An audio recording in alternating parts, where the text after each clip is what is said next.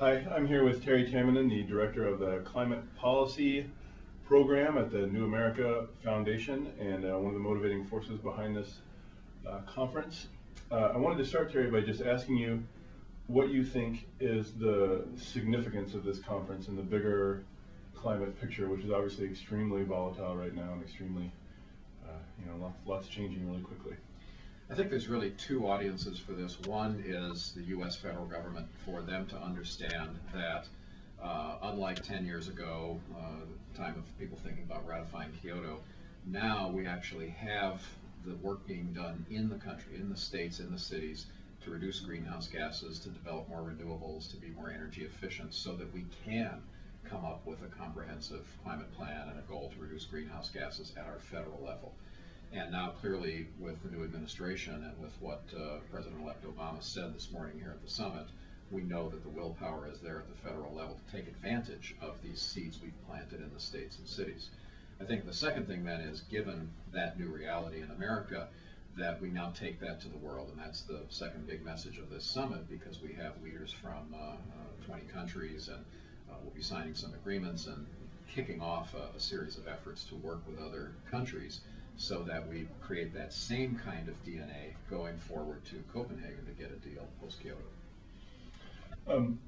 There's going to be a declaration signed at the end of this with all the states and I think all the participants, but there are also side deals going on, sort of sub-treaties. Can you first tell us what the big declaration is going to say, and then maybe like give an example of one or two of the side deals that are going on to give us a sense of the DNA you're talking about? Sure. Well, the main declaration will be of these states and provinces and even countries like China, unusual levels of government getting together and saying we want to do this and we can do it, and setting forth some broad goals, and then saying that on these particular sectors of the economic development like cement or transportation, we're going to create some working groups after this summit, coming out of the summit, out of the discussions, and we'll set specific targets for those, the things that we can do together, technology exchange, investing in each other's cap and trade programs, whatever it takes to deliver a lower carbon future. And so in 6 months, there'll be most likely another meeting of some kind to report out how much progress has been made as a result of this declaration and these agreements. At the more granular level, some of the side agreements and the work that'll be done on day one is meeting in kind of this sectoral approach. So there'll be some agreements between, for example, states that have a lot of forest cover. So you're going to see a side agreement written between California, states in Indonesia, and states in Brazil to create forestry protocols so that as we develop a cap and trade system, if you are avoiding deforestation or if you're actually planting trees, that there is a credible way of giving credit for that in terms of the greenhouse gas benefits, and then bringing that into the market system. And that only happens when you synchronize systems and when you work together. So that, and then another example is there'll be a work group on reducing the carbon footprint from cement. Most people don't realize that making cement is one of the biggest sources of greenhouse gases on Earth. And as our economies rebound and we build more infrastructure, we'll be using a lot of cement. We need to have green cement. So coming up with a standardized version for what that means, definition, is very important.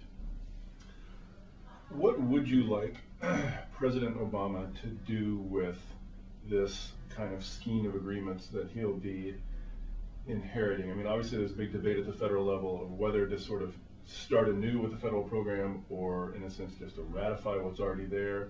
What would you like to see him do with it? And do you think that governors are basically on the same page on that score? You know, I think we can pass this prologue. And so if we look at how we organize the Clean Air Act, for example, in this country with other kinds of pollutants, the federal government sets a limit. They say, look, here's the health protective limit or whatever the other standard ought to be. And then they turn to the states and they say, now it's up to you, states, to actually achieve that limit, to get below that limit. And if you're not, to come up with an implementation plan for how you'll do it. Well, this time we've done it reverse. We have 33 states that now have essentially implementation plans for reducing greenhouse gases, and we're asking our federal government then to coordinate us, regulate us, and bring in those other 17 states that haven't done anything so far. And I think the evidence for that approach, the Lieberman-Warner bill that was introduced a few months ago, was the first of about a dozen comprehensive federal climate bills in the last 2 years. to actually mention the states, say that that the federal government would come in with a floor, not a ceiling, and that the federal government would act as the coordinating body, but not lose all this great work that's already being done. How would the state agreements, if there's been talk about whether Obama is going to use the EPA to regulate CO2 under the Clean Air Act, either prior to or in lieu of a legislative cap and trade system, would that change the way that the state agreements get implemented? Would it be easier for the states if the EPA did it, so that the EPA could stitch together the states, or does it not matter to the state agreements one way or the other? Well, I think if Congress acts, they're bound to direct the EPA to take over a big piece of this anyway. So yes, the Clean Air Act was written, and as I said, has kind of the right structure for handling this and breaking it down into bite-sized components in the states. And the Supreme Court has ruled that greenhouse gases are pollutants under the Clean Air Act, so that gives us more momentum to suggest that's the way to do it. So either EPA can simply start rulemaking and including allowing things like cap and trade programs or other things, just like we did with sulfur dioxide. Didn't take an act of Congress, it was done under the Clean Air Act. And so cap and trade systems are other mechanisms that can be used. But if Congress decides that that isn't enough, or that they want to tweak that or change the pace of it, then obviously they could amend the Clean Air Act or pass other legislation. So I think it's really going to be a partnership to see how much does the Clean Air Act give us, and could the EPA and the Energy Department, by the way, don't forget they can stimulate renewables and other things that will reduce greenhouse gases. And let's see how much that gets us. And then in order to meet, for example, the bold goals that President-elect Obama set forth today, how much is still missing, and then let's come up with additional measures which might require congressional action. So I think it's going to end up being a partnership. Mm-hmm. One of the big concerns you hear domestically about a cap and trade system is that it's leaky and uncertain. It involves offsets of dubious quality, and there's just a lot of room to game it, particularly when it comes to incorporating reductions overseas, which enter into our cap and trade system via offsets. Is part of the work here meant to give those kinds of mechanisms greater credibility, or to do work on them, to reassure people about that thing? It absolutely is. In fact, the very first plenary session this morning was about how do you measure and how do you register various greenhouse gas reductions, and how do you synchronize those systems. So just like having international currencies, we can agree that some currency has more value than others, but at least we have an exchange rate, and we've acknowledged that not all currencies are created equal. And I think the same thing can happen here if we find the right way of coordinating. That's why this lengthy panel this morning was aimed at that. And one of our first tasks, I think, as policymakers has got to be, how do you synchronize that, and how do you create relative value? You don't necessarily have to say, gee, that forestry project, we're not sure how many of those trees that you just planted are going to live to maturity, so therefore we're not going to allow this in at all. We simply have to say, well, maybe we're not going to give that as much credit as we would a project that is more verifiable. In the same way, you could also say, well, because we don't know the outcome of that forestry project for 20 years, we'll not give the credits for it until then, until we can measure and know exactly what occurred. And maybe you have a futures market where you give a small portion of what you think the credits will be today, and then the rest on the back end once the project proves itself and can be third-party validated, as compared to other types of projects that can be proven today. So I think that's the importance of this meeting, having that kind of a thing on our agenda, is that we get the right parties working together to make sure there's much more transparency and credibility in the system, which is kind of interesting after, 100 years of having a stock exchange and a Securities and Exchange Commission and a Treasury and all those things. We still have problems with that in our financial systems. So it's perhaps not surprising that it takes a little while to get this stuff right. Well, I mean, half of that is the systems for measuring and tracking and coming up with those registries. But the other half, and in some sense the more difficult half, is enforcement. How do you, especially in a meeting like this, when you have different levels of government, different countries, different kinds of government, what body will be involved in enforcing rules by which people measure, by which they report honestly, by which they, who's got the stick? Well, that's why we were talking today about how do you coordinate these efforts rather than giving any one stick to one party. So, for example, the Western Climate Initiative, which California and other U.S. Western states and Canadian provinces and now Mexican states have joined together, that will allow capping emissions from sources in those states and provinces. There will be a certain amount that those regulated emitters can get credits if they go offshore or have other kinds of offset programs.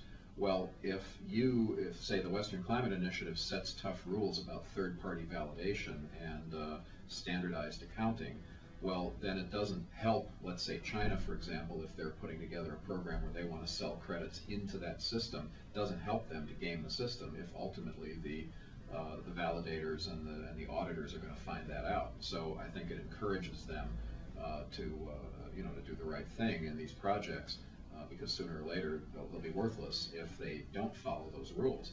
Now, they can still go ahead. Other countries or other offset developers could do things that are less robust and less rigorous, but then they're not going to find their way into the Western Climate Initiative, into the RGGI, into some of the other systems that are developing, and therefore just won't have as much value. They might have value as a voluntary measure. Let's say some company wants to buy some offsets to be able to say, hey, we reduced the emissions from our executives traveling around the globe. Okay, great. Well, if it's voluntary, you can do what you want. But in the regulated systems, I think, given the experience of what's happened in the past, there's a real appetite to do it properly and learn from the past experience.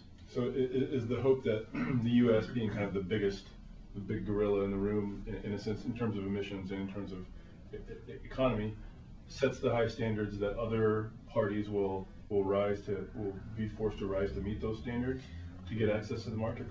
That's definitely true. That there's an appetite among, and you have a lot of the states present here today that are working on one of the 3 regional cap and trade systems, and obviously will be part of the foundation of any national cap and trade system. So you definitely have that train that's already left the station.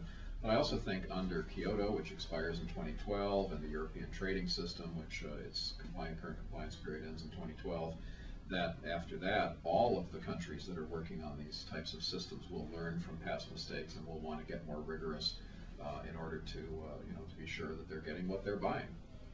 Okay, and finally, the EPA in the next administration will obviously be, for the past 8 years, it's mainly been a blocking agency, needing someone shameless to run the blocking. But obviously, in the next administration, it's going to have a lot of power and be involved in a lot of very big things. Everybody seems to have their speculation about who's going to get that. Do you have any insight or speculation about who's going to get the top spot? I do, and I'm going to tell you exactly who it's going to be. I'll announce it right here, Breaking right now. news. Breaking news. Ahead of the president. Sorry, President-elect Obama, I'm going to have to reveal. But I'm not going to reveal the name. I'm going to reveal the characteristic that I think the president-elect is going to be looking for. It's not just someone who is technically proficient. There's lots of people out there. Every name you hear for these positions are people who are qualified to do them. What he's looking for, and having served in a cabinet, I can tell you is the most important feature, are people who can work together. Because, for example, he's started an initiative where he's going to have someone in the White House working on cities for the first time. Someone who will coordinate all the different aspects of things that are important to cities across agencies. He's going to have somebody on climate and energy. And it's the same thing. You can't get this done with just the EPA. You can't get this done just with the Energy Department, agriculture. Even think about the State Department. I mean, we're a mini State Department here at this summit today. So if you don't have people who like working together, who are willing to check their egos at the door and truly work together and come up with plans together, it doesn't matter how good they are, they will fail. And so my prediction is that he will pick people who are team players, not just in the vernacular and the hope of putting together a team, but people who really know how to do that. Well, who among the candidates whose names have been bandied about would you say is a team player? I think there are quite a few, and I think it also depends. Look, even people that maybe don't have a history of working on this type of a team, it's really whether or not when the president-elect meets them and he feels that sense of common purpose and understanding. And having spent time with him, I can say, he's a brilliant guy who maybe it comes from his law professor days. He knows how to get the best out of you and ask the leading question and force you to challenge your own beliefs. And I frankly think that he, in making these choices, not just around the environment, but around other positions, he will be looking for the kind of people where when he challenges their belief, they can flip around and make the best arguments against what they just said to him, as well as the ones who can make the arguments for what they want to advocate, because he really needs people around him, in stark contrast to the last 8 years, who really understand all different sides of an argument and issue and can then come to the best policy. All right. Thanks a lot, Terry. My pleasure.